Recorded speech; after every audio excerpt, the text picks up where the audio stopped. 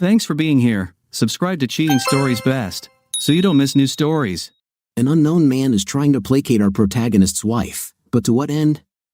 Today's story with a similar plot. Enjoy it! Jeff, what the hell is this? My wife, Emma, stood over my chair holding a piece of notebook paper in one hand and a used book in the other. I didn't have time to read a book I recently bought online from a second-hand bookseller, and it sat in the bookcase with the others on my to-read shelf. For some reason, I ignored the piece of paper and focused on the book because I thought that was what she was asking, but I was puzzled. Emma never got upset when I bought books. In fact, she usually reads and appreciates the books I choose. This is the wrong book, James Neff's in-depth investigation into Sam Shepard's murder of his wife. You know, The Fugitive. Now it was Emma's turn to be puzzled. Not a book, mister. She thrust a piece of paper from a notebook under my nose. This. Now she was practically screaming. I walked over to take the piece of paper. Emma seemed reluctant to let it go, as if it were something important, but she finally released it. I stood up from my leather reading chair, set down Kafka's The Judgment that I was reading, and read the words on the paper. It was handwritten in clearly a woman's handwriting. Jeff, what you need to do is divorce this which you are married to before she drives you so crazy that you kill her one day. I will wait for you, but I won't wait forever. Your lovesick P.S. just to let you know you've had a night with me for the last time until I see the divorce papers signed. I reread the note twice, trying to make some sense out of it all. Was this someone's joke? I looked up from the note and saw the fire in Emma's eyes. Emma, I have no idea where this came from or what it means. Where did you find this? Emma handed me the book. It was in your book. Don't play dumb just because you were stupid as hell and left it there. I spent the next half hour trying to explain that the book had been purchased online and I had not had a chance to review it. The note must have belonged to the previous owner. But what were the odds that the owner's name was the same as mine? Talk about a perfect storm. The timing couldn't have been worse. First of all, last year I made the mistake of getting close to one of the women in the office, Sharon Roberts. We flirted a little, and it ended one night when we went out to dinner, our first dinner together. Sharon got down to business and proposed to me. I resisted temptation. This was at a time when my marriage to Emma was at its peak. We both spent too little time on our marriage and too much time at our respective jobs, trying to win over our bosses. Plus, Sharon is built like a dream come true. I didn't give in to temptation. If anything, Sharon's suggestion awakened a glimmer of reality and conscience in my foggy brain. I knew I had to come home and fix my marriage. I loved Emma. When I got home that evening, I told Emma that we needed to fix what I thought was broken. But I made the terrible mistake of admitting my near indiscretion. Things weren't easy for a few weeks, but I managed to convince Emma that she was the only woman in my life. She seemed to believe me until Emma found a note inside the book tonight. Secondly, I have been spending more time in the office over the past 3 months. It was legal. I was in line for a nice bonus and possibly a promotion if I could complete my current project on time and on budget. I had several good reasons for wanting this promotion, but one of these reasons outweighed all the others. It was no secret that Emma's parents believed she had married beneath her station. Emma's father was the chief financial officer of the largest independent bank in the state. He was an Ivy Leaguer, and Emma's mother was a Vassar graduate.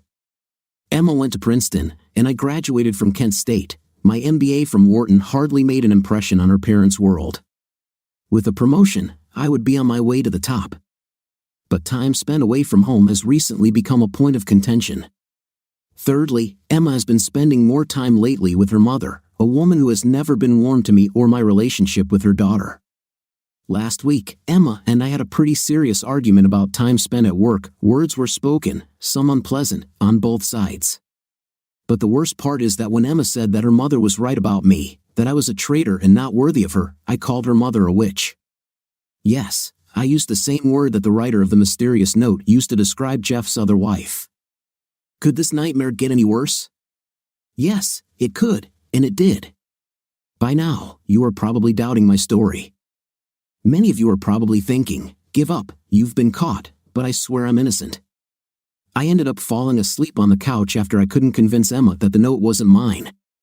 Emma locked our bedroom door on Thursday. I came into work and told my boss that I needed to give up the extra hours for a while. He himself got divorced and said he understands. I brought Emma a bouquet of flowers. At least she didn't throw them in the trash. She even thanked me when she put them in the vase. That night, we slept together, but the frost remained in the air. By Friday evening, everything had still not thawed. Emma decided to spend the weekend at her parents' house. It wouldn't help. I asked Emma not to leave, but she said she needed time to cool down and think. I almost said that her mother was the last person she should be cooling down and thinking with, but I knew enough to keep my mouth shut. There was no point in putting her on the defensive, which was what always happened when the topic of her relatives came up. I spent the weekend looking at those flowers and wondering what could restore my marriage. I took our dog, Samson, for a long walk and thought about it a lot. I really loved Emma. On Saturday evening, I sent her a message. Would you consider counseling? The answer was short. We'll talk when I get home Sunday night. Sunday came and went. On Sunday evening, I received a second message. I drank too much at dinner. I'll be home on Monday. I was starting to get angry. I was innocent as hell. I knew her mother's weekend was a bad idea. Emma actually came home early on Monday.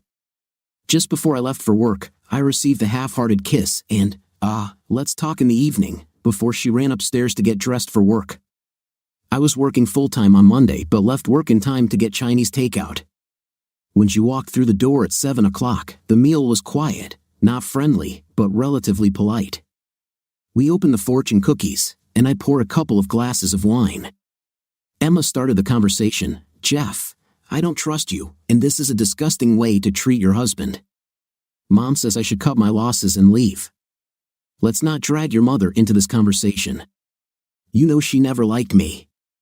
Let's limit ourselves to what you and I want and need. I need space and time to think. I suggest you move into the spare bedroom until we sort this out. I didn't like this idea. What married couple makes amends in separate rooms? How about what I suggested, counseling, perhaps? But not right now. Right now, I need time to think for myself. I couldn't help it. Does thinking for yourself apply to your mother? Mom wants only the best for me. If I need to talk to my mom, I will. That was the end of it.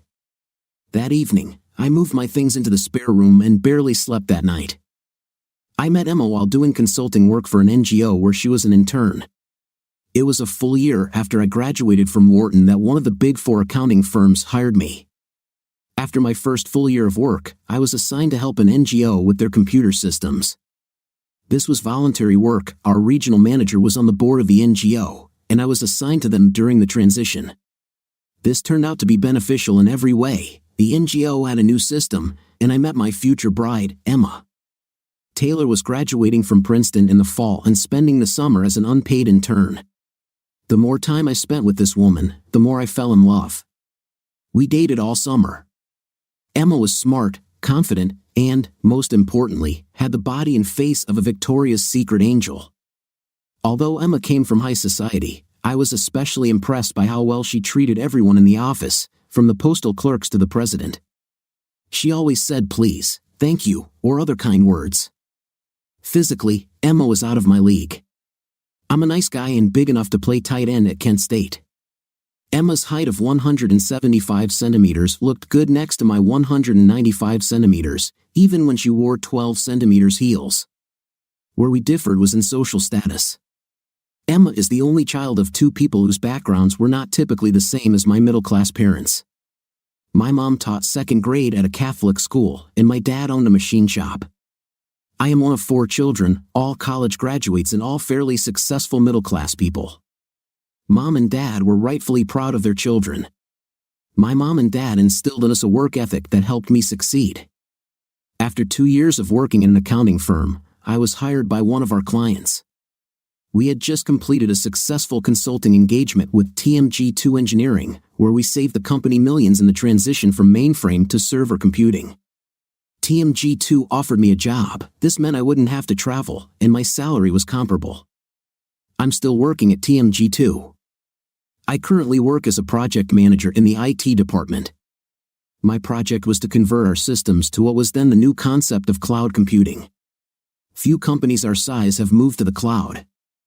I was responsible for convincing the board to do this. If everything worked out as well as I expected and as I promised our board, I had a chance to get the CIO position that was offered. Until now, the IT department had been led by the CFO, and he had been a strong advocate for the creation of the new position. I woke up Tuesday morning in the guest bedroom, and it took me a few moments to get my bearings. When I came downstairs, the coffee was ready. Emma was upstairs in the shower, and for a moment, I considered joining her but decided to give her the time she asked for. After drinking a cup of coffee, I went to the guest bathroom and got ready for work. The situation remained tense throughout the week. Emma spent long days at work, so I decided to do the same and return to my project. I think my boss was happy. He probably thought my marriage problems were solved, and I hadn't given anything away. On Friday afternoon, I sent Emma a message. "Can I take you out to dinner tonight? Restaurant of your choice." 10 long minutes later, I received her reply, "I'm going to my mom's for the whole weekend." It was ridiculous, and I called her immediately. She answered kindly, "How can we work on our marriage or your trust issues if you're not home? I told you that I needed time, but only a week has passed. You must respect my wishes." I tried my best to remain calm and explain my reasons for staying the weekend, but all my reasons fell on deaf ears. She finally agreed to consider my third request for consultation. "Will we see you before you leave for Manhattan tonight?" "No, I've already packed my things. I'll probably be back on Monday evening. I'll stay the weekend and drive straight to work from New York." Another weekend, just me and Samson, for 2 more days, trying to figure out how to fix what is broken. On Saturday, I had an idea. I looked up the number of the used bookstore where I bought The Wrong Man and spoke to the clerk. "Hi, I bought a used copy of The Wrong Man from your store. You sent it to me 3 weeks ago." Inside was a romantic note addressed to one Jeff. It just so happens that this is also my name. My wife found the note and is accusing me of having an affair. I need to talk to Jeff, who owns the book. The salesman actually had the nerve to laugh. "Boy, what are the chances? A book called The Wrong Man owned by 2 guys named Jeff with a love note inside?" The seller drove me crazy. "Look, this isn't funny. My wife needs some assurance that I'm not the Jeff who received the note from this woman. Does your system track buyers and sellers?" "Yes, if the guy is registered with us. Many people who sell us their used books have accounts, and they are in our system. But I can't give you a name or phone number." "Okay, what if you take down my name and number and contact the other Jeff and ask him to call me?" "I can do that. What's your name so I can track the book?" "Jeff Parker." "Do you like the author?" I was puzzled. "Which author?" He laughed again. "T. Jefferson Parker. He writes detective stories." This conversation is stupid, but I have to ask, what does the letter T mean? "I don't know, maybe Thomas." Your guess is as correct as mine. I've never heard of him. I don't read detective fiction. Okay, forget about this, Parker.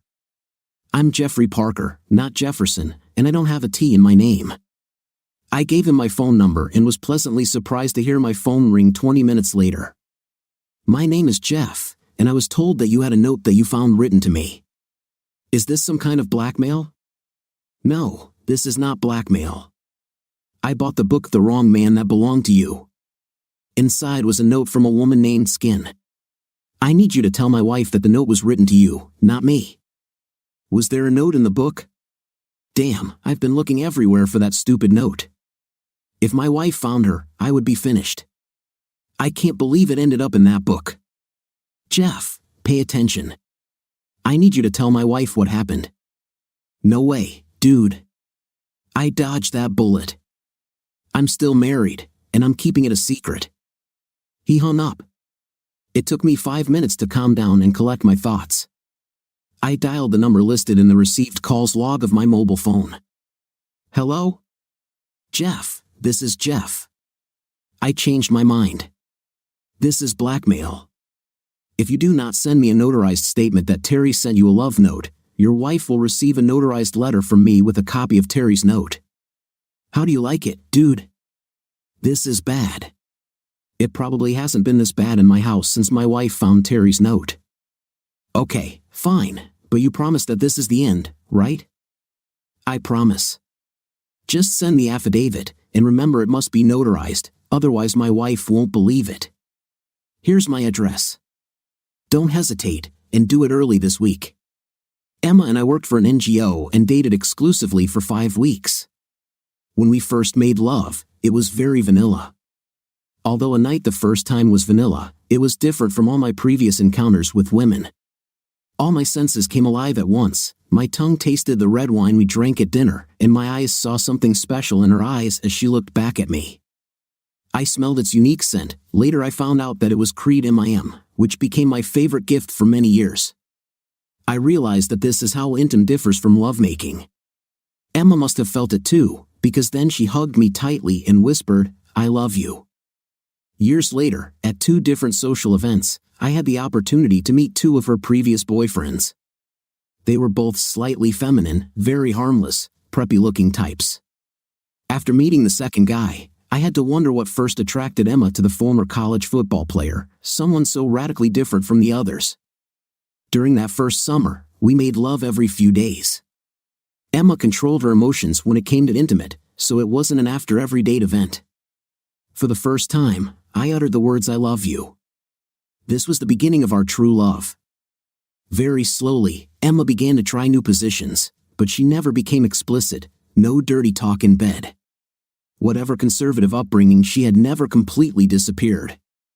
By the end of the summer, Emma and I had become very exclusive. I spent most weekends traveling the 60 miles to Princeton. We spent Thanksgiving at her parents' apartment near Central Park. Although her mother was not openly hostile, the cold emanating from her was obvious. But I assumed that I would eventually win her favor. Most people react positively when I try to make friends. Emma spent the winter holidays with me, visiting my parents. Emma showed no signs of discomfort during the week we spent at my parents' house, a small but cozy craftsman-style home popular in their Columbus suburb. My parents liked Emma, and she reciprocated. Emma's parents did not interfere while we were dating. Looking back, I think Lois and Jonathan Taylor assumed it was just a passing fancy for her. It was her first exclusive relationship that lasted more than a few months. Their approach was to sit back and let it fade away naturally. This approach has always worked in the past, and there's no reason to think it wouldn't work for the Ohio jerk. By June, we were engaged with a decent income and a relatively stable work schedule at TMG2. I asked Emma to marry me, and she agreed. Emma appreciated that we would be living in Philadelphia, and visiting her parents in Manhattan would not be a problem. Now that I proposed and Emma accepted, her mom panicked and went to great lengths to get Emma to change her mind. Emma stood up to her mother, insisting that I was the one and she was getting married. Her mother eventually agreed and helped plan the wedding, but never stopped trying to undermine our marriage in very subtle ways. I didn't find out how serious she was until much later.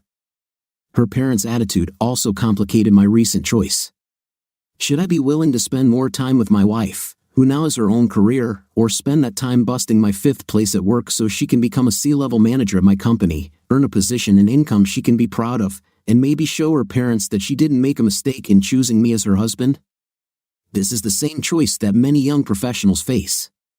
Not many people find the perfect balance. Emma's mood had not improved by the time she returned from her parents' house on a Monday after that second weekend. I decided to wait until I received a letter from the other Jeff before approaching her and continued sleeping in the guest room. I also did something I swore I would never do. I read her emails while Emma showered and got ready on Tuesday morning. I opened her laptop and logged into her email program. There were too many to read in a short period of time. I connected an external hard drive and dumped the contents of her inbox and other folders. Of course, like the vast majority of computer users, Emma was unable to delete the emails after they were deleted. I had enough time to read 2 emails from her mother before turning off her laptop, and I knew that further reading would lead to some alarming discoveries.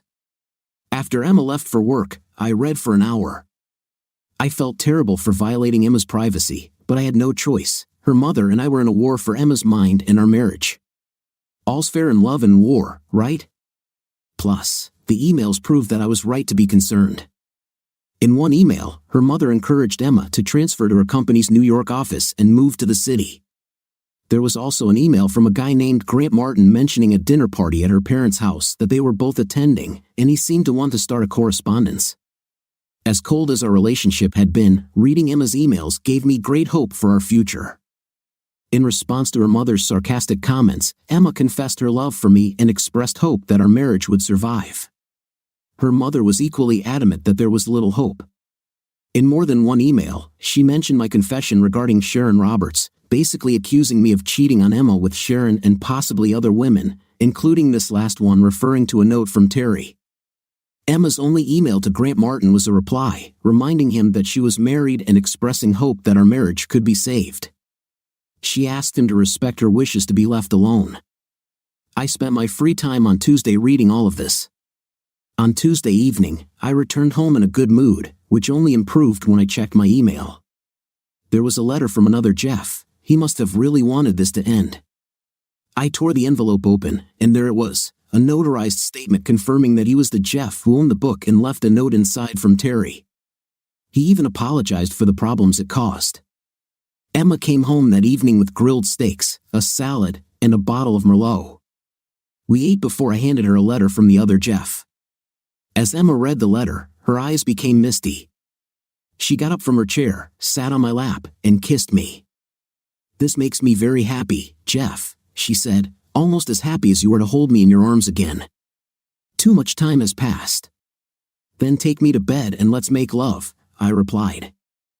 I picked her up, carried her upstairs, and laid her on the bed. The urgency of the situation prevented either of us from consciously realizing that the curtains on the windows were still open, and the streetlight streaming through the window illuminated the room. Emma lay on her back and looked at me expectantly. "It's been too long since we were last together," I said. I decided that we both needed the physical and emotional act of lovemaking more than night. Whatever the reason, she was as beautiful as I had ever seen her, as beautiful as the day I lifted her wedding veil to kiss my bride so many years ago. This act of love was only the first of 3 that night. Having finished, we lay there catching our breath and bringing our heartbeats back to normal. I couldn't tell what Emma was thinking, especially after the last few weeks. Despite Emma's declaration of love during our lovemaking, I was worried and wondered if the hours of passion meant that something was about to change. The optimist in me felt that maybe we could start working on our marriage and family after recent events. And until tonight, I would wonder if this was a goodbye, Jeff, or an old-time sake. Emma was silent, and I decided to wait for her out. "Would you like a glass of wine?" I asked. "Yes, Jeff, there should be a bottle of Chardonnay in the refrigerator. Could you pour me a glass, please?" "Certainly. Dilute with water?" "No, I don't want to pee all night. Only wine, thank you." I went down to the kitchen, poured her some wine, and grabbed a beer for myself. I placed the wine on her bedside table and leaned down to kiss her. I saw the determination on Emma's face as I lay down next to her. "You don't know what it's like, Jeff, wondering if your mother and father love you or if you are just another fashion accessory of society. Think about how differently you were raised, how your mother and father welcomed me into their lives even when I first met them. Then compare that to how my mother and father treat you." I interrupted her. "They never liked me." Emma gave me her look, the same one she gave me every time I interrupted her. "Do you think this only concerns you? How many times have you seen any warmth towards me, their own daughter?" I had to admit that this was rare. But I only assumed it was a reaction to her marrying me. I remained silent and nodded for her to continue. "Now imagine that you are a little girl, and this is how your parents react to your presence. And when you turn 10, you are sent to boarding school. I never thought they didn't like you. I only assumed that they treated you the same way they always treated me, with cold indifference. Tell me, Emma, what does this have to do with our love and marriage? Why did this suddenly become important to you?" "Because 3 or 4 months ago, my mom called me and we went out to lunch. Mom said she wanted to reconnect and was sorry about how distant we had become. She was throwing an emotional lifeline into our relationship, and I admit I wanted that. Since then, she and I began to spend more time together. She told me how proud she was of me graduating summa cum laude from Princeton and was very complimentary about my career. I told my mother that we were thinking about children. I admit that she advised me to wait. Her mom said that's what derailed her career when her dad insisted she get pregnant. She feels like she was too young to have a child, which is one of the reasons she thinks we were never close. She blames her father for this and says, "You are doing the same to me. You make me lose my individuality and all self-realization." I was taken aback by this last statement, Emma. This is too ironic. Last year, it was you who started talking about children. When I hesitated, you decided that we should get a dog to test our paternal instincts, as you put it. We had Samson, and a few months ago, I came to the realization that we were ready, that we will make excellent parents. Now your mom says, "I want you to be pregnant and walk around the kitchen barefoot." She didn't say that. It is the same, Emma. It sounds like Lois is driving a wedge between us. We talked about children. I started raising my voice, which was never good. Emma reacted, "Mom wishes me only the best." This was the second time in 2 weeks that Emma had used those exact words. I remembered the movie The Stepford Wives, in which all the wives were obedient slaves to their husbands. What if I'm dealing with Stepford's daughter? I needed this, Jeff. I needed a relationship with at least one of my parents. You've been pampered all your life. 2 loving parents, 3 loving siblings. I need my mom in my life. I almost asked, "What about us?" but knew better than to ask because in the mood Emma was in right now, she would interpret it as selfishness on my part. Plus, I had to be careful. The last thing I could afford was to reveal my cards regarding what I learned from reading her emails. But I had to ask, "Do you have someone else, Emma?" Emma sat up and looked me straight in the face. Her eyes burned through mine. "Hell no, Jeff. Nobody here. I would never cheat on you." I had to defend myself. "I'm worried about all these weekends in New York. I worry you are an attractive woman, and I know that your parents have an active social life. I know that men will definitely like you, and they will ask you out on a date. Have I said too much?" Emma's answer didn't sound like she suspected anything. "I only attended one dinner party, which my parents threw last weekend at their home. One of my father's employees was there, but you don't need to worry. He wasn't there on purpose." I kept my mouth shut and only responded by putting my arm around her shoulders and kissing her. My bottle of beer and Emma's glass of wine were emptied by this time. I turned off the nightlight, and we exchanged I love yous. I rolled over and closed my eyes, hoping to get some sleep and forget about my fears for a couple of hours. That's it for a magical reconciliation, I thought to myself. The next evening, I checked Emma's phone while she was cooking dinner. Hell, there were 2 calls from her mother today, and both lasted over 30 minutes. I was screwed. During dinner, I took a chance. "Emma, would you like to spend the weekend on the beach? I could rent a room on Fire Island." Emma had the tact to look guilty. "Sorry, Jeff. Mom called today, and she has 2 tickets to see The Merchant of Venice with Al Pacino. She invited me to join her on Saturday evening. Can we go to the coast next weekend, please?" "Yes, sure, next weekend." At least I was sleeping in my own bed again. We slept together, but we didn't make love. On Thursday morning, I made a decision. I had the email addresses of my mother-in-law and Grant Martin, and the war was about to escalate with them. What I did next would have resulted in me being fired, losing my job in any IT department, and possibly going to jail if I had been caught. I sent fake emails to Lois Taylor and Grant Martin. Both emails appeared to come from a well-known online business and contained a link that, when opened, infected both of their computers with 2 different viruses. One virus allowed me to remotely access every computer, and the other was a keylogger virus that recorded everything I typed on the keyboard, including user IDs and passwords. Our wedding was exactly what anyone who grew up in high society would expect. Despite Lois Taylor's feelings for me and her hostility toward this alliance, it was her time to put on a show. My parents, brothers, and sisters were there with their spouses and children, but we kept the other guest list to a minimum. Mr. and Mrs. Taylor showed no such restraint. Every Tom, Dick, and Harry was invited and probably attended. What a farce.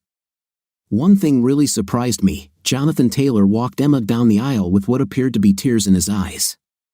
He gave me her hand and, for the first time, said something addressing me directly, quietly, so quietly that no one else could overhear him. From behind the organ playing Mendelssohn, he said, "Take care of her, please." That was before he turned and sat down next to the Ice Maiden, my new mother-in-law. The reception took place at their country club.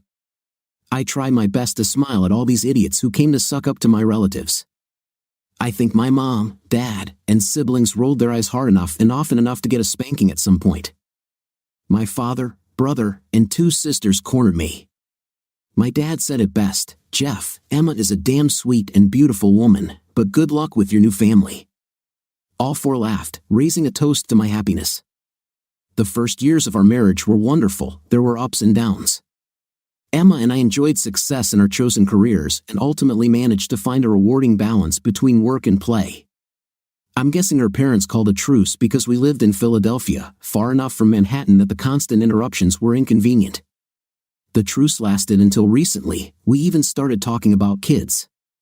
But being the overeducated, overcompensated city dwellers that we are, we did what every couple in a similar situation does. We got a dog to make sure we were ready for parenting. Then came the big decision, rescue dog or purebred. We probably spent as much time discussing our choice as we did purchasing our first apartment. In the end, we compromised, which translates to, we bought a puppy that Emma fell in love with while spending a weekend in the Finger Lakes wine country. Samson was the most representative of a litter of a lab mom and an unknown male. Of course, now I have to imitate every other dog owner and drone on for hours about why Samson is the smartest, cutest dog in the world. But let's keep it short and just say it's true. You'll just have to take my word for it. After a year with Samson, we knew we were ready to have kids. Emma was ready to go off the pills when all this came out. By Thursday evening, both Grant and Lois had opened my fake emails, and both computers were infected with viruses. Now I was able to read all of their emails. What I learned amazed me. Grant Martin had an affair with Emma's mother. There were no tender, heartfelt expressions of passion or infatuation, just a few emails suggesting secret meetings. Neither Thursday evening nor Friday had time to delve deeper into their various folders. I still needed to focus on my project at work. But I found a critical email from Lois to Grant. "Grant, I have attached electronic tickets to this letter for Saturday's performance. Try to remember, this is not a date for Emma. You're just doing me a favor by taking Emma when I feign illness on Saturday. Good luck. Be as charming as always, and she will begin to understand what a loser she married. Lois."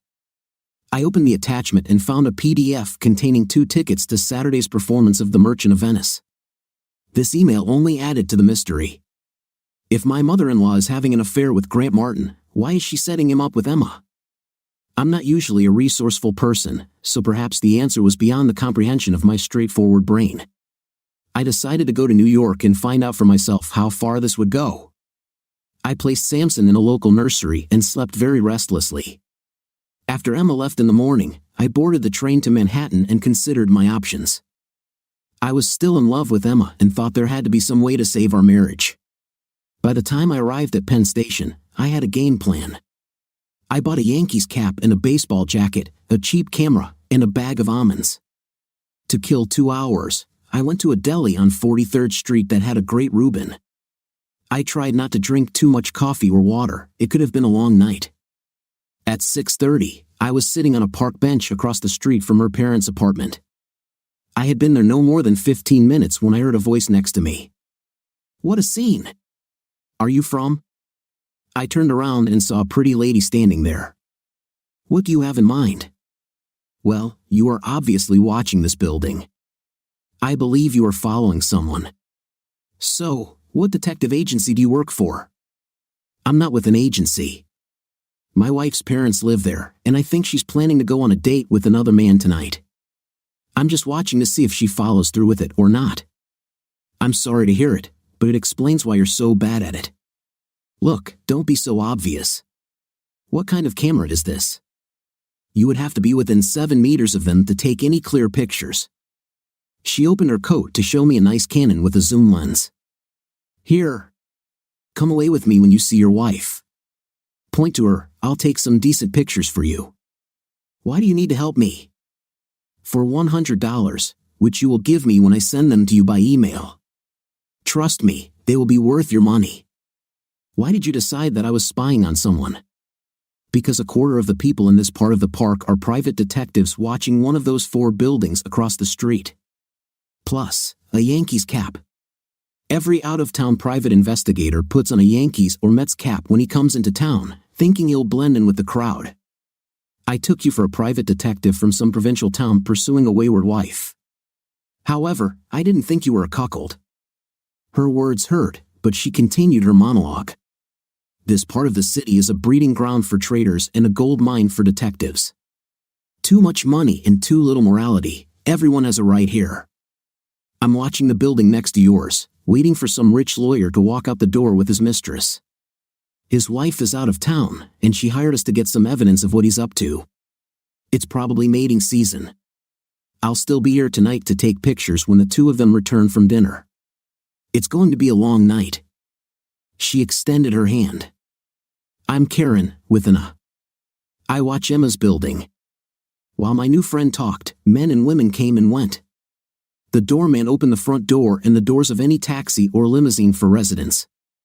I didn't know what Grant looked like, so all I could do was wait for Emma to walk out the door and see who she was with. As soon as Karen finished her introduction, Emma walked out with a man who I took to be Grant. Here they are, Karen said, raising the camera. The shutter clicked several times. She was damn fast. She must have taken at least 4 pictures before they got into the taxi and headed south. They caught them. Now what? Now, I'll focus on the building next door. According to my sources, it's still too early for them. Let's come over here and sit for a minute. We went and sat on a park bench in front of a nearby building. Business first. If you send me your email address, I will send the photos. It will cost you $100. If you want, I'll take some pictures when they come back, if I can get them. Are you ready to part with another 100? Certainly. Okay. I'll tell you what. If you tell me the name of this, for another $300, I'll do some digging and tell you something about the past. If we do this, we should sign a contract so that everything is legal. Should I sign a contract with your agency? No, I'm a freelancer tonight. I'm working as a contractor for an agency hired by a lawyer's wife.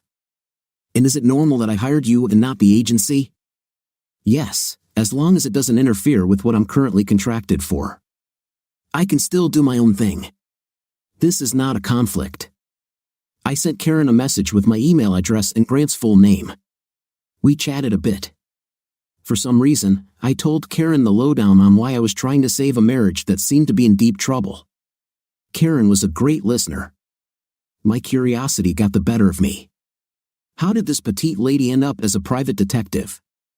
My preconceived notions, based on my love of film noir and detective films of the 40s, made me imagine Sam Spade or Philip Marlowe, I said. Karen laughed when I asked my question. I spent 15 years with the NYPD, the last 6 years in their intelligence division, working in the fight against terrorism.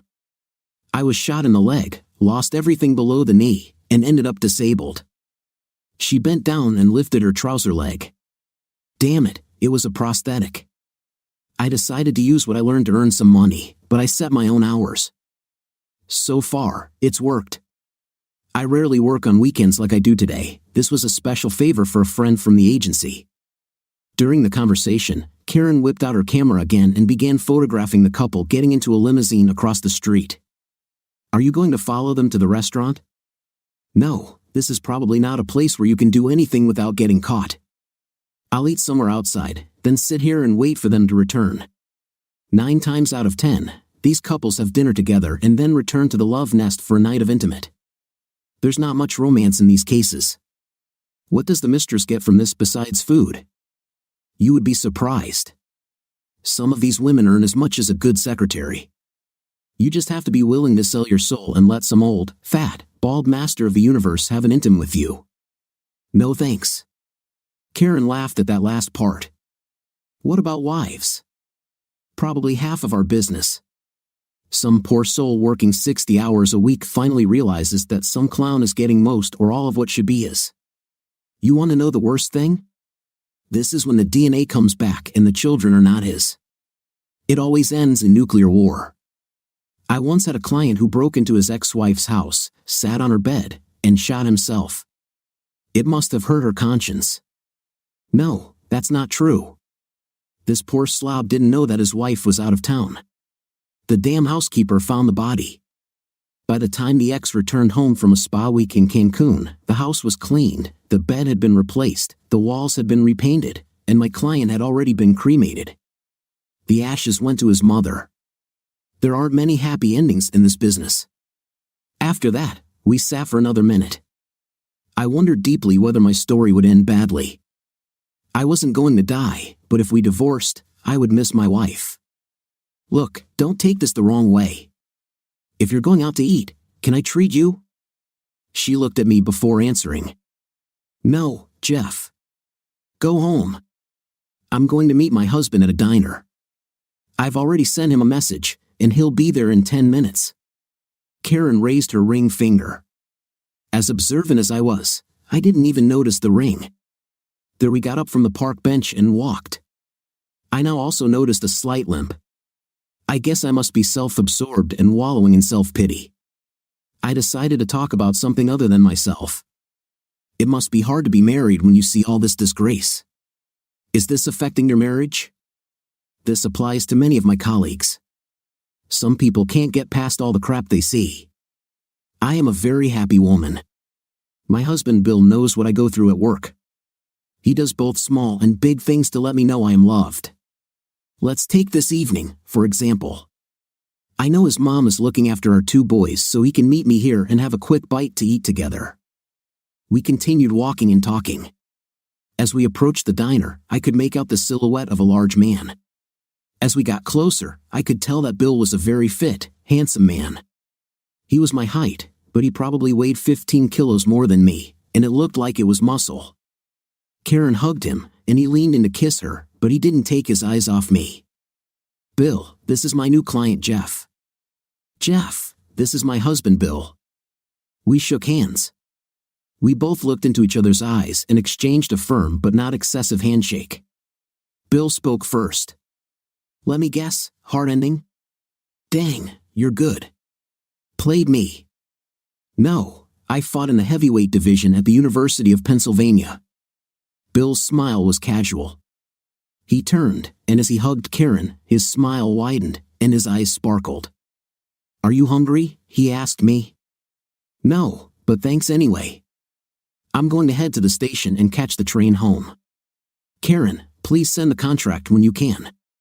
I will sign it and return it to you immediately, along with the money.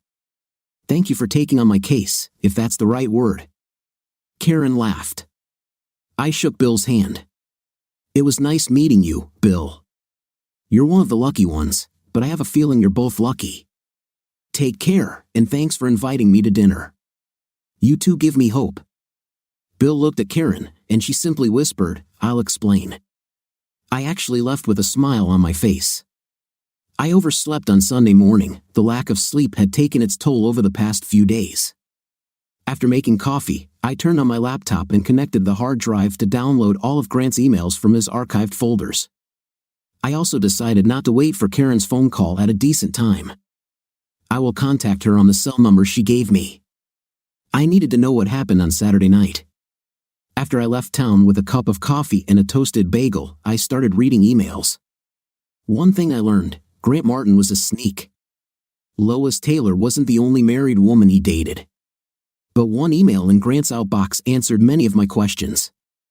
Dennis, it's time to repay your debt.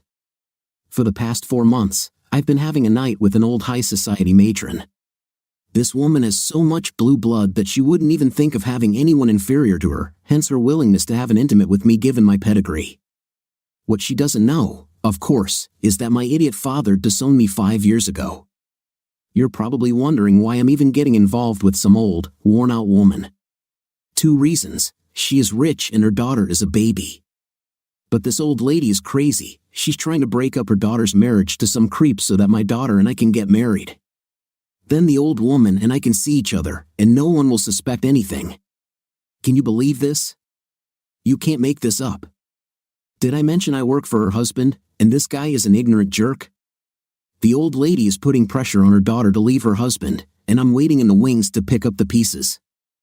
I can guarantee a very long engagement. The daughter may be a baby, but she's too conservative for my taste, and you know I'm not one to get married. At some point, this old lady will probably want to talk to my old man. This shouldn't happen, and that's where you come to the rescue. I'm sending you a burner phone. Keep it charged.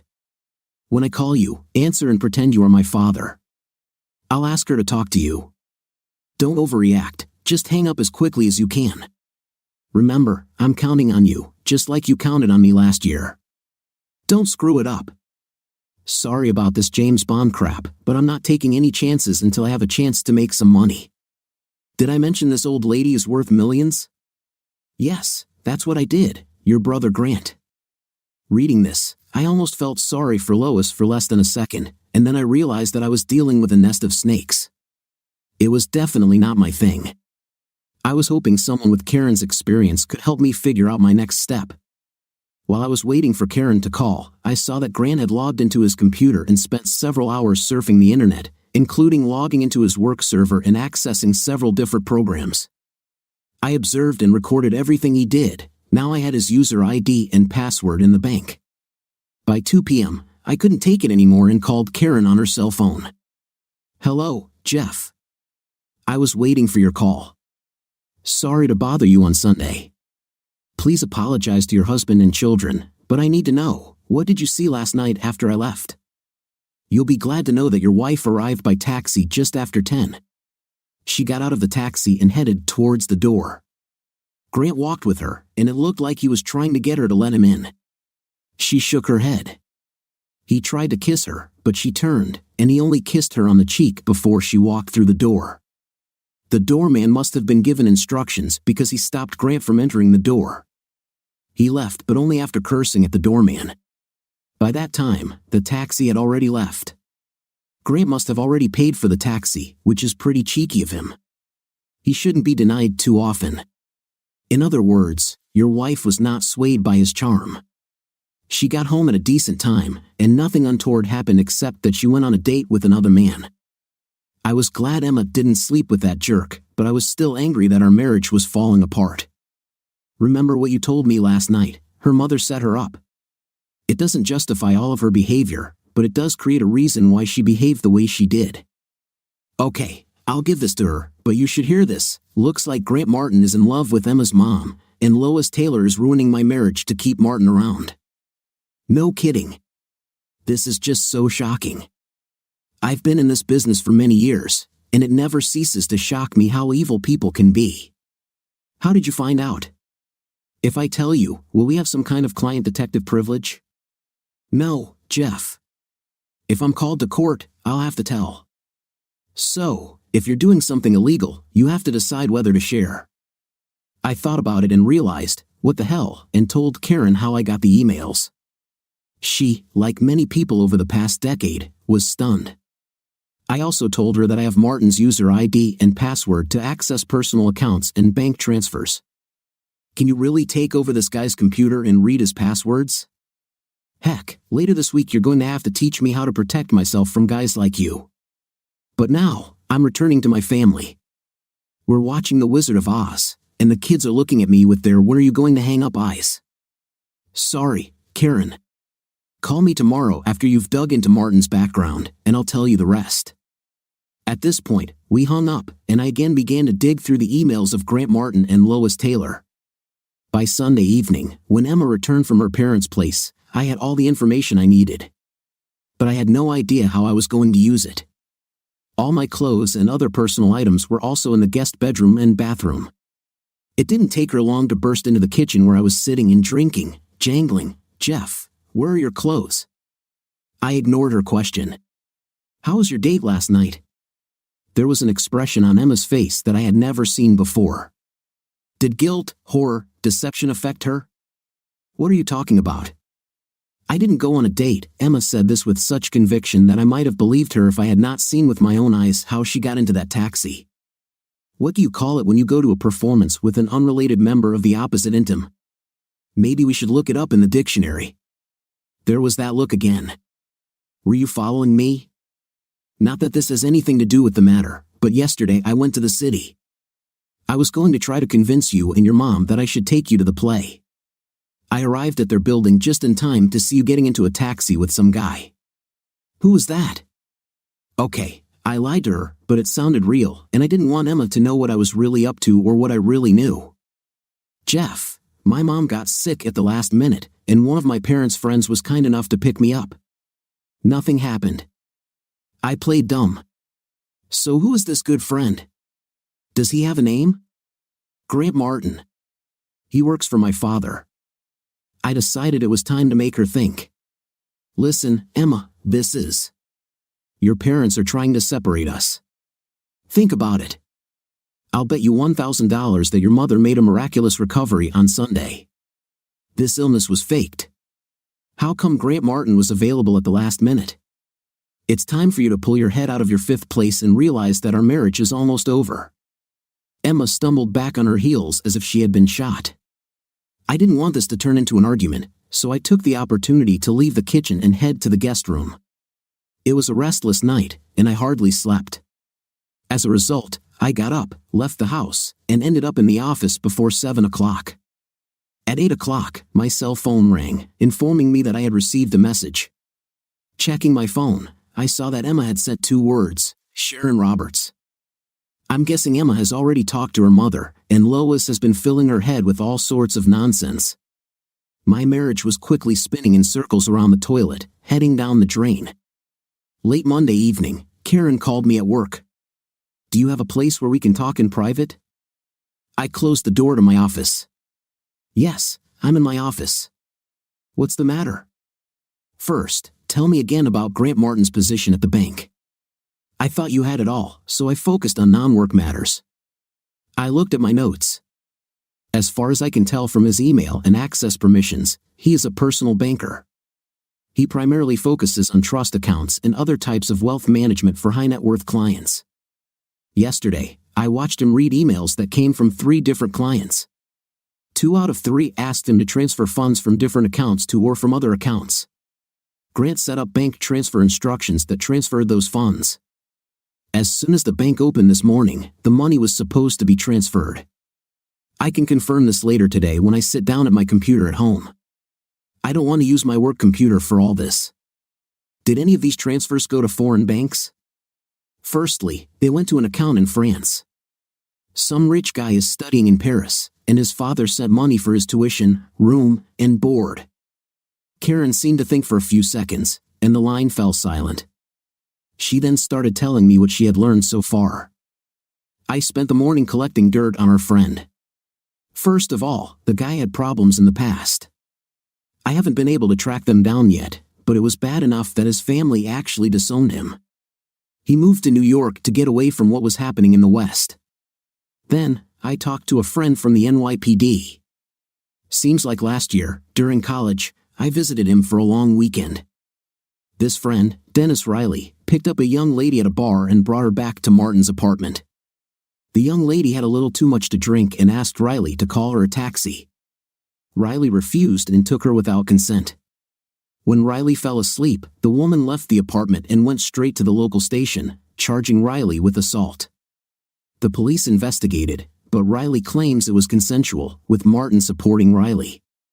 Martin signed a statement accusing the woman of soliciting intimate intercourse. Martin went so far as to claim that the woman accosted him after Riley went to bed. He said that's why she got so angry and screamed that she didn't agree to have a night, that she did it to spite them. 2 against 1, the district attorney refuses to bring charges against Riley. Although there was some evidence of force, the cops wanted to charge the son of a, but the DI said it would be a waste of time and money. So this guy gets away with it because Martin confirms his version of events. Like that, I opened the email from Grant to Dennis and read Karen's first sentence. Karen was silent for a second before answering. It looks like Riley owes Martin a big debt for lying. How would you like to hurt these 2 a little, without a doubt? What do you have in mind? Last night you told me how you managed to take over Martin's computer. How good are you? I mean, do you think you will be able to open foreign accounts using his identity, given his position at the bank? Do you think you will be able to transfer funds from his clients? I have computer and technical know-how, but I don't know how to open an account. And how illegal are you suggesting we do this? I don't want to participate in any theft of funds. If we do everything right, no one will lose money. I think we can get a firm grip on this guy, but it's something we should discuss in person. Can you meet tomorrow evening? I would also like to bring a friend with me. Karen, I'm sorry, but I have to ask, why did you do this? Without any monetary gain? I agreed to pay you a few hundred just to watch Emma on a Saturday night and dig up some dirt on Grant Martin. Now, all of a sudden, we're opening accounts and transferring money and everything. What do you get from it? Because I can't afford to pay you much more, and I certainly can't afford to get caught or go to jail. This is personal, Jeff. Some gave me something to drink and then took advantage of me. I was too embarrassed when I woke up to call the police or go to the hospital to get tested for controlled substances. When my roommate returned home from a trip that weekend, she found me crying in our room with no light on. She convinced me to go to the hospital and the police. Unfortunately, by the time they tested me, there were no signs of illegal substances in my body. This was many years ago, now they have better tests. I filed a complaint against the guy anyway, but it was a he said, she said thing, and nothing came of it. So, to answer your question, I'm doing this for that young woman who was hurt by Dennis Riley. She deserves to know that not every gets away with a crime. And Grant Martin is going to jail for helping Riley, they're both scum. Karen's voice changed as she told her story. It was obviously still an emotional shock to her. I had only known Karen for a few days, spending less than 3 hours with her on a Saturday night and talking on the phone, but I already knew that I would help her bring these scum to justice. As my grandmother used to say, sometimes putting yourself in danger, even if you break the law, is the right thing to do. Before we hung up, Karen told me to send everything I dug up from Martin's computer, bank accounts, loans, mortgages, etc. I told her that she would receive it all in the evening. We agreed on a time and place for our date on Tuesday evening. I made up some excuse for Emma about working late, but it didn't matter as we danced around each other, barely spoke, and slept in separate bedrooms. I met Karen in a quiet pub on Tuesday evening. As she promised, she had a friend with her. Karen introduced him only as Hank. If I had to guess, Hank was a former employee of one of the alphabet agencies, most likely the one from Langley. After I told Hank that I now had access to Grant Martin's computer and his personal and professional banking systems, he and Karen let me in on their plan. First, you buy a plane ticket to Dubai for Martin using his credit card. Secondly, open an account in Dubai for Martin. I'll give you instructions. Dubai is one of the most friendly havens for illicit funds since the Swiss were hit so hard by the US Treasury. Thirdly, arrange bank transfers of several million to accounts in Dubai that should be received upon opening the business here. I interrupted Hank and turned to Karen. Wait, I said. Don't steal. Hank answered for Karen, we will make sure that none of the funds leave the country. You will make one very minor mistake in the bank transfer instructions. This error will delay the transfer and make it appear that Martin attempted theft and screwed up. Fine, I thought about it. Then I decided, fine. What then, according to what you found out? Martin has a line of credit for the purchase of housing in his condominium, which has over $100,000 in undrawn funds. He also has another $60,000 in his brokerage account. Both of these accounts will be involved in 2 bank transfers to an account in Dubai, but they will go through without errors. Do you have problems with this? No, not if his money goes abroad. Well, having him bled dry on this side of the Atlantic will undermine his ability to get decent representation, which will go a long way toward helping us defeat his goofy buddy Dennis Riley. Karen took this opportunity to add the next step, which leads to the last step. You send an email from Grant to Dennis. Here, read this. Karen handed me the proposed email. Dennis, forget about the rich old woman. I have better things to do. By tomorrow, I'll be rich enough to last a long time, at least until I find another old woman with more money than brains. It means leaving the country, but there's nothing here worth sticking around for. In some ways, I should blame you or thank you, depending on how things turn out. Today, some investigator called me and asked questions about your little misadventure last year. You should have learned your lesson at USC like I did. Actually get a girl's approval before you post that, because next time I won't be there to bust my 5th place for you. I'll contact you and let you know where I'll land. Pretty sure the feds will be monitoring this email the day after tomorrow, so don't bother replying. I will delete this as soon as it is posted. I advise you to do the same. Your brother, Grant. I finished reading and looked up, smiling. From what I've read in his emails to friends, you get his style. What's this about university, Karen? Karen answered, today, I found out why Martin's family disowned him. Apparently, they had an intimate, which involved 2 of our idiots. The girl was not under any illegal substances, but she did drink a little at the party. She had a reputation as an easygoing but unapproachable girl. The girl committed suicide a week after the event.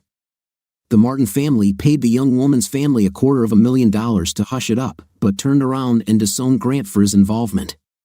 Rumor has it that this was not the first time they used their money to keep their son out of trouble. Karen's story strengthened my resolve to put Martin and Riley away. Okay, following Hank's instructions, I can do all of this. But we need to make sure Grant is in his apartment and not on the computer when this all happens. How do we do this? Grant will be busy. Leave it to us. Can you do this tomorrow evening? No problem. What will happen on Thursday? We'll make sure Grant is arrested early Thursday morning before he has a chance to look like he's going to work. As it turns out, he might as well have caught his plane that morning. It's a pleasure to work with professionals. Karen and Hank were consummate professionals. Hank's guidance through each step produced the desired results. Grant had a new account in Dubai, and his credit card was used to purchase first-class tickets for a late-morning flight to Dubai. His line of credit was opened, as was his brokerage account. The transfers were supposed to arrive on Thursday morning. I selected one of Grant's wealthiest clients and arranged for the transfer of $5 million by Thursday morning. But the message contained one simple error: the message was never sent. How did they make sure Martin would be in his apartment and busy all night? This was achieved with the help of an expensive woman who, I assume, Hank used in his past life working for Langley or someone else. This beautiful woman happened to bump into Grant as he was leaving work and convinced him that she should buy him a drink to apologize for being so clumsy. Grant, being the self-absorbed egomaniac that he is, assumed that it was his charming personality and gorgeous looks that convinced this young beauty to have one more drink at his apartment. This is where experience in subterfuge shows its value. The woman claimed that she was once beaten by a guy who seemed nice at first.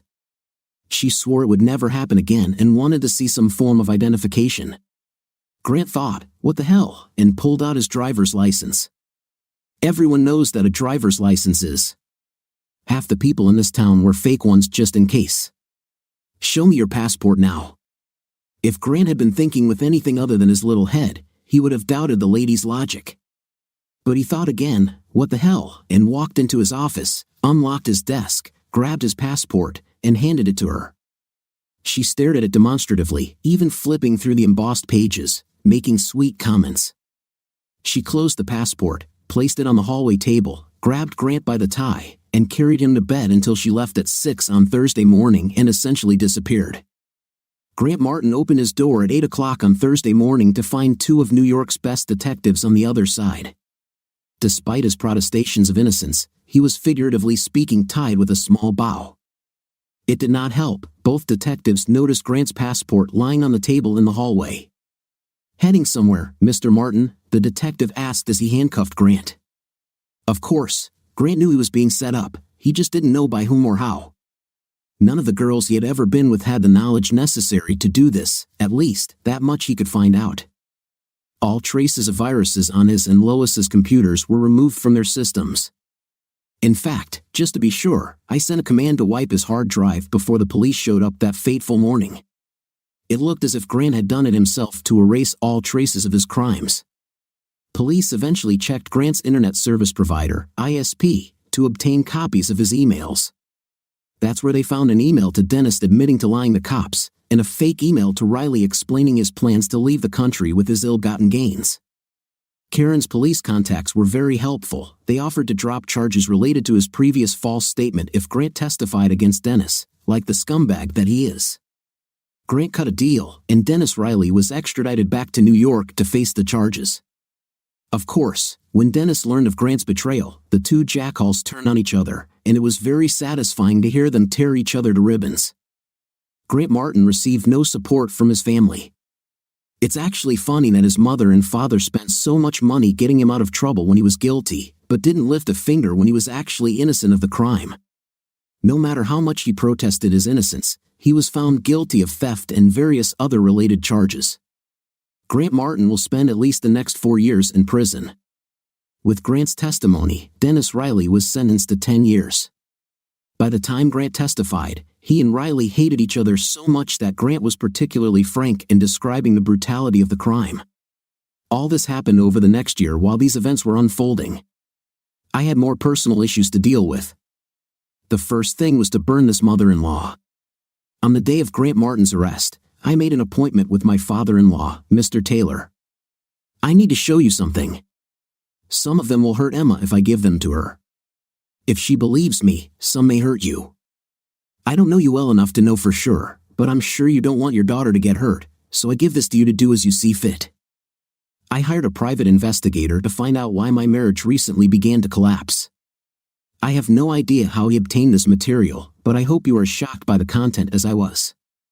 I deliberately only used emails from Lois's account, not wanting anyone to know that I had access to Martin's computer, because he would claim he was set up. Why give credence to his statements? Jonathan Taylor carefully took the folder of emails from Lois to Grant from my hands. He sat back in his chair and read for the next 15 minutes, pausing only to pour us both a cup of coffee from the pot on his desk. Maybe it's my working-class snobbery coming through, but I was impressed that he actually poured the coffee himself rather than ringing some secret bell for the servants to come and do it. It wasn't the first time he surprised me that day. I think he did it to pull himself together. He seemed especially gloomy. Having finished reading the last page, he put the folder down and stared at me. I thought I asked you not to hurt my little girl. Knowing that her mother used her in this way will hurt Emma. Sorry, sir. In that case, don't show it. I promise not to bring up any of this during our divorce. So, are you planning to divorce Emma? This will hurt her too. Not my option, sir. Your wife seems hell-bent on ending my marriage to Emma, and right now she seems to have convinced Emma that this is the right thing to do. First of all, can we stop calling ourselves sir? My name is Jonathan, and my friends call me Jack. I'm guessing you don't want to call me Dad, so please, could you start calling me Jack? I was stunned, but old habits die hard. Yes, sir, I replied. He looked at me and smiled for just a second, then asked, tell me more, because I can't understand how Lois suddenly gained such control over Emma. What's happened? I told Jack what I had learned over the past 2 weeks. Lois told Emma that she gave up her career for her, that she was too young when she got married and had Emma, and that you forbade her from pursuing a career. She blamed it on Emma. I got Jack's attention and decided to come clean. Sorry, but the next part may seem harsh. Emma feels like she had no relationship with you or her mother. When she saw how my family interacted, she felt something was missing. All the trappings of wealth, riding lessons, schools in Europe, whatever, did not compensate for this. When her mother started paying attention to her, Emma jumped at the chance to have this relationship. I didn't know if I had crossed the line. Jack was hard to understand, but I think that's what makes him a successful businessman. He picked up a folder from his desk and suddenly turned into a real person.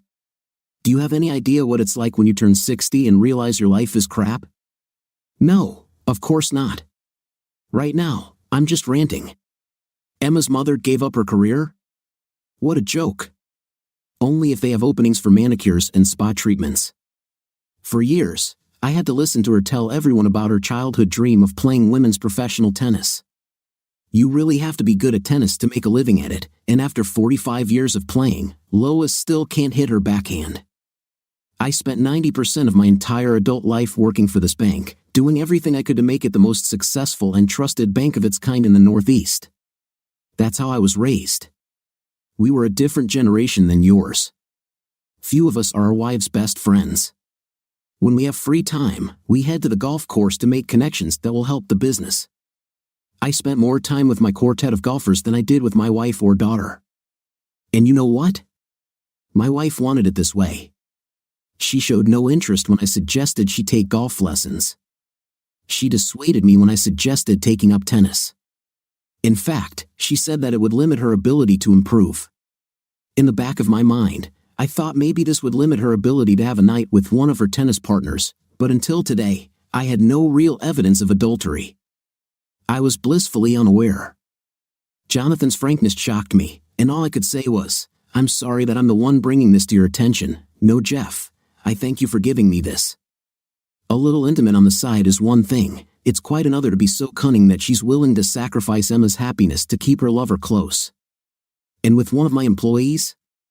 Let's talk about cuckolding every day. This little shit walked past me, knowing he was sleeping with my wife. Well, he won't be doing that for a while because he was arrested this morning for stealing from one of our clients and giving false information in an old case. If everything we heard from the police this morning is true, Grant Martin will be in jail for a while. And Lois? Well, unfortunately, Lois has her own trust fund worth millions. That actually works in my favor in the divorce. She'll park her fifth place at the spa or the tennis court, crying crocodile tears. Some gigolo will pick her up, and I can easily be replaced. She will lose a little social status. Some other wives will avoid her because they will be protecting their territory. We live in a dog-eat-dog world. She will also lose her relationship with her daughter, but from what I read here, Jack took the folder. She probably doesn't care that much. And Emma? I wonder if it's too late to start a relationship with my daughter. I love her, I really do, but I let her mother control our relationship. Another thing I owe Lois for. I swear to God, I have to figure out some way to make Lois pay for all the pain she's caused. Maybe not right away, but somehow. In the meantime, Jeff, I'm going to ask you for help. You say you love Emma. If you can put this behind you, do you think you can restore your marriage? I don't know, sir, Jack. It is logical that what happened was not her fault. She was manipulated by her mother, and it helps that she didn't go to bed with Martin. At least that's what I think.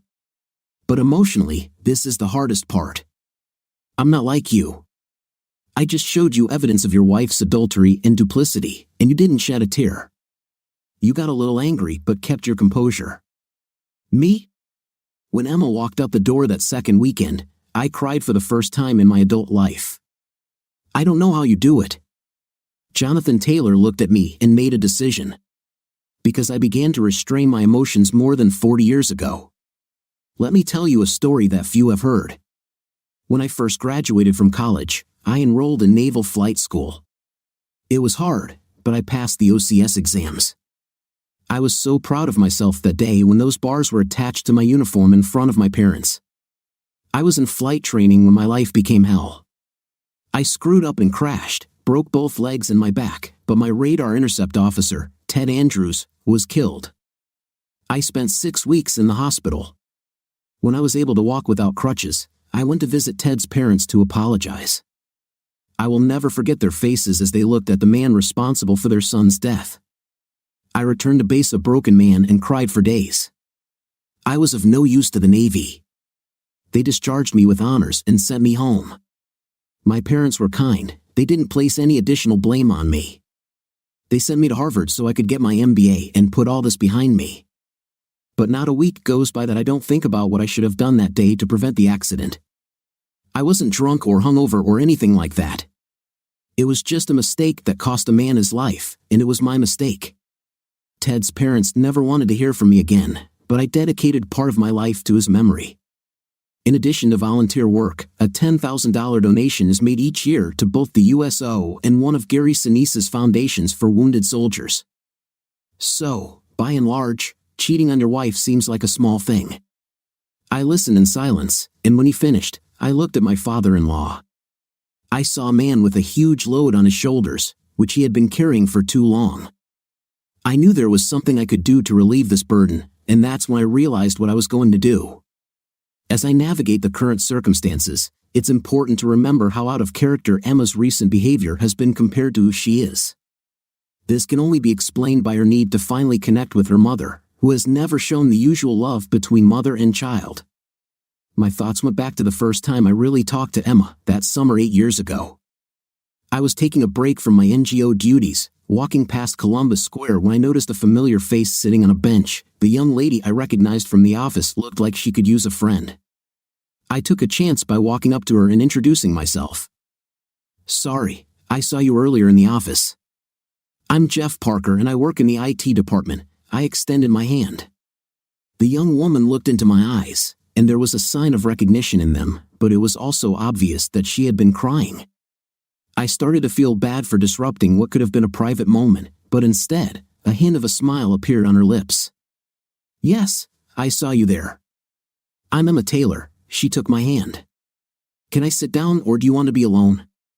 "No, please sit down." I took another chance. "It's obvious that you were crying. Want to share?" Emma was silent for a second. "Have you heard today's news about 2 girls in Sudan?" One NGO-supported charity has established schools for girls in Sudan and other countries in Africa and the Middle East. Girls were taught reading and writing, as well as housekeeping skills and health education. The local population did not always approve of teaching these skills to women. No, I spent the whole day with my head in the server bank. This is the first time I've left the server room all day. Yesterday, the girls' grandparents pulled 2 sisters out of class in Juba. They were upset that the girls' parents allowed them to read and write. It was claimed that this was a Western plot to turn the girls against Allah. This morning, we received news that the sisters were mutilated. All this was done with the approval of the local man. I didn't say a word in response.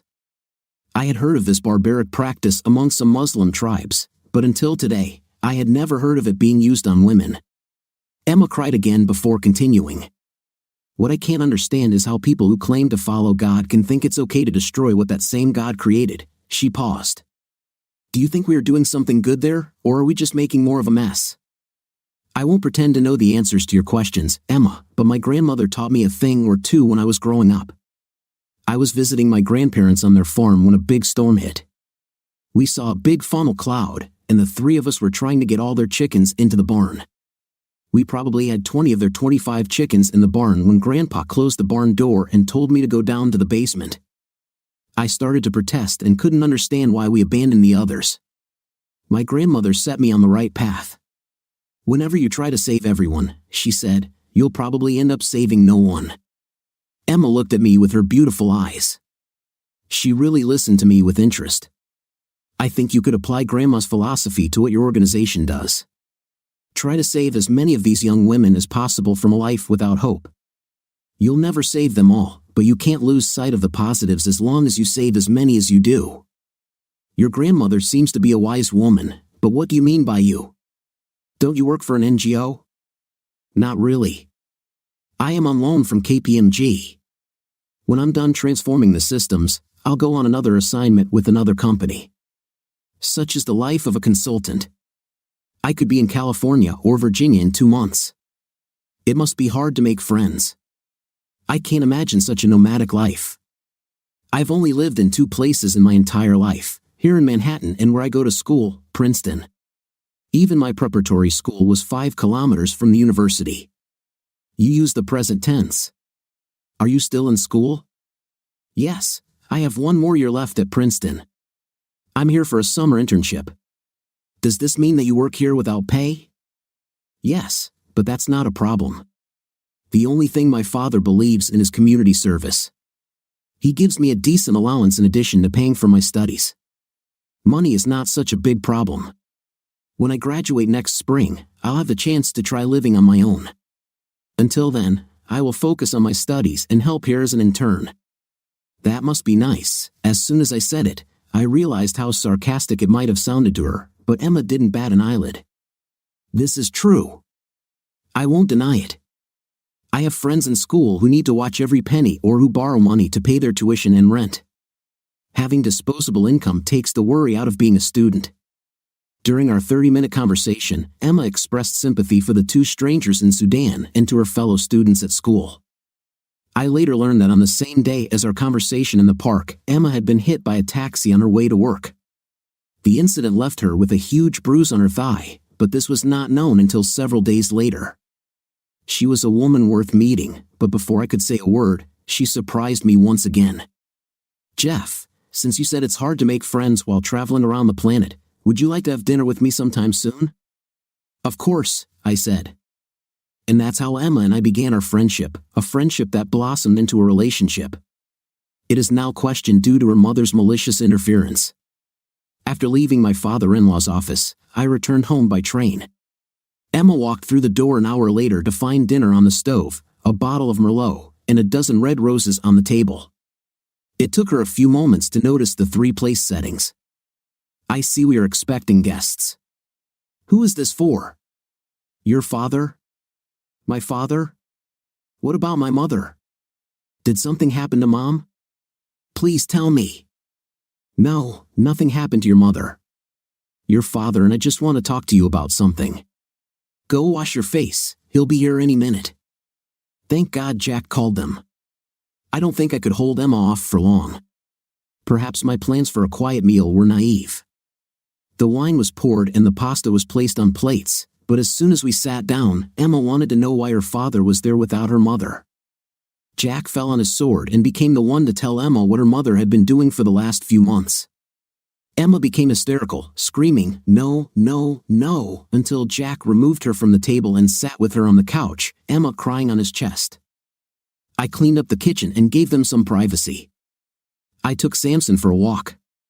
When I returned half an hour later, Emma greeted me at the door, her eyes still red. "Jeff, I'm so sorry. Please tell me that you want to stay together." "You're welcome, Jeff." "I want to, Emma. I never stopped loving you and wanting to be your husband. My biggest fear was that you had changed your mind and were planning to leave me. I was so stupid. But I told you how important it was for me to connect with my mother. It's over now. What about your father?" "My father wants to rebuild relations, but he's afraid I'm suspicious of his motives, given what happened with his mother. We won't rush things, but first, he wants me to work on the damage I've done to our marriage. Father is going to take a long vacation soon. He would like to take us both to an island in the Bahamas while we can take a break from work. He wants to get to know us both better." "That's great, baby. We'll discuss the details later. But for now, let's go try to eat." I left dinner warm in the oven. The pasta is no longer al dente, but I bet it will taste great. The 3 of us sat down at the table again and took the first step on the long road to healing. Old habits die hard, and for my father-in-law, this was no exception. Despite his best intentions of taking a full 2 weeks off and spending them with us on the island, it took almost a year. Meanwhile, he spent almost every weekend with us, growing closer to the daughter he regretted never really knowing. Like me when Emma and I first met, he was pleasantly surprised to find her to be such a lovely, selfless young lady. Jack's presence in our lives helped Emma recover from her mother's betrayal. Emma and I spent these months piecing together the fragments of our marriage. It comforted me to know that Emma never cheated on me, she never lost her moral compass. The evening of the play with Grant was chaste. It wasn't that Grant didn't try his best to make something happen, he just pursued the wrong woman, something he wasn't used to with all the available women he usually tried to sleep with. Emma and I ended up spending a week on Cat Island in the Bahamas with Jack. Emma spent 4 more days after I left, which gave her some time alone with her father. I needed to get back to work due to my new responsibilities. My project was completed on time and within budget. My reward was the coveted title of CIO, as well as a nice bonus and salary increase.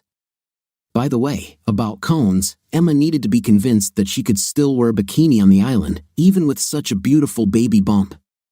Paul Jonathan Parker, named after both grandfathers, was born a little more than a year after that pasta dinner. Claire Emma Parker, Claire was my mother's name. 2 years after PJ, Jack retired when he was 63 and did his best to spoil his grandchildren. He even bought a small apartment nearby, which he uses as a second home. Things weren't going so well for Lois. Jack divorced her shortly after we met that Thursday afternoon. It may have cost him a fortune in attorney fees, but due to evidence of her attempting to break up her daughter's marriage with her lover involved and the fact that Lois had millions in trust funds, Jack was able to leave Lois without paying her alimony and maintaining enough assets for his retirement to be comfortable. When news of Lois's duplicity became known to society ladies, she became an outcast. Everyone knew she was a snake, but they had no idea how low she could crawl. Lois first moved to Palm Beach, but her reputation followed her. She was denied membership in local tennis clubs, and during her 9 months in Florida, she never made a friend, or anyone pretending to be a friend. Palm Springs was her next destination. Nothing helps get rid of an unpleasant odor like several thousand kilometers. Although Lois was allowed to join the beautiful people, they may have been swayed by her millions. She could not compete with young wives for the attention of eligible men. Lois made the mistake many aging women with low self-esteem make. She went to a plastic surgeon. Unfortunately, she came out looking like one of those crazy clowns with a weird smile and crazy eyes. I only know about the horror of her facelift because 2 years after Claire Emma Parker was born, Lois came knocking on our door. It took me a few moments to recognize the man standing on the other side of the threshold when I opened the front door.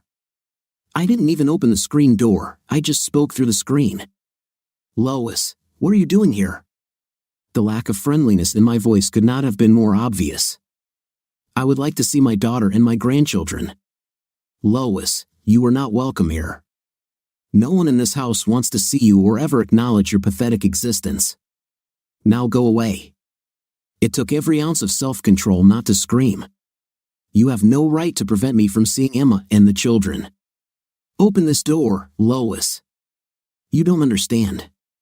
I don't forbid them to see you. Emma doesn't want to see you, and she'll do everything in her power to keep you from infecting our children with your vitriol." I started to close the door just as Lois opened the screen door. I stopped for a moment.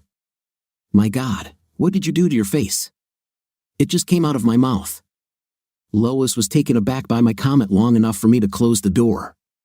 She didn't give up that easily. The next day was Monday. Lois assumed I would be at work and called home. Emma later told me that their conversation was short and to the point. Emma confirmed that Lois was persona non grata in our home and anywhere around the children. Lois offered Emma a carrot. If she was able to visit her grandchildren, they would receive $10,000 toward their college fund for each of their first 10 visits. Emma refused the bribe. Lois came to kindergarten. This was enough for us to get an injunction. Lois tried to call Jack to ask for his help. Acting out? "We've been married for 30 years, blah, blah, blah." Jack laughed and hung up. Last we heard, Lois was back in Palm Springs and hooking up with some gigolo who took a good chunk of her money. How sad. Sometimes, bad things happen to bad people. Which reminds me of my latest lawsuit against Grant Martin. Using a false name, I sent Martin an email. It was a short poem, only 8 lines, and it read, "He's innocent," your lawyer said. But the jury came to a different conclusion. For the crime that put you in the dock. There are forces that come to their senses. I'm innocent, you admitted to yourself again. But karma and justice went hand in hand. And by now, you understand that you just messed with the wrong person. What do you think of our story today? Most of all, I was surprised by the verse at the end of the story. I have not seen this before and I like this moment in the text most of all, and of course the husband was as always on top, ha ha ha. What's your opinion? Write in the comments. See you in the next video.